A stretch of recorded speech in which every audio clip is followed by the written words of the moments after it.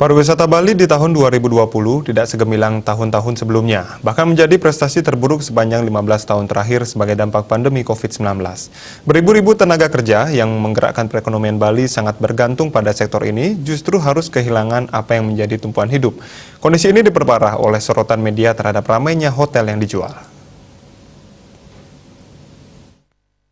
Dwi Yustiani dari Badan Pusat Statistik Provinsi Bali memaparkan, di masa pandemi COVID-19, tingkat hunian kamar hotel bintang yang pada Januari 2020 tercatat 59,29%, terjun bebas ke angka 3,22% di bulan April 2020 dan mencapai titik terdalamnya di bulan April dan Juli 2020 sebesar 2,7%.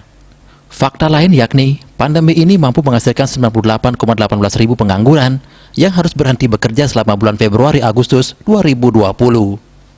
Kerugian potensial yang dialami Bali bisa terbilang fantastis hingga triliun rupiah.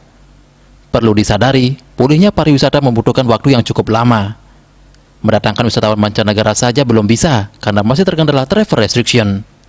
Gubernur Bali pun memprediksi bahwa sektor pariwisata akan pulih di tahun 2022 atau 2023. Pandemi memberikan sebuah kontemplasi bahwa pariwisata Bali sesungguhnya adalah tidak hanya gemerlap kute atau ramainya trotoar Ubud.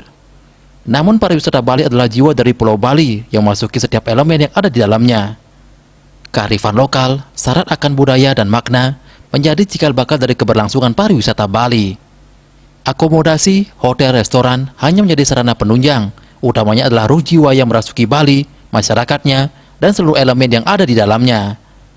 Bali kini memang sedang diam. Pariwisata Bali yang diam menjadi waktu yang tepat untuk membuat master plan bagaimana arah kebijakan pariwisata berikutnya. Pandemi telah memberikan begitu banyak transformasi, tak terkecuali di sektor pariwisata. Membuminya kembali wisatawan domestik yang telah mengangkat tingkat hunian kamar hotel bintang di tahun 2020 menjadi angin segar, bahkan menjadi salah satu poin penting dalam pembangunan pariwisata ke depan.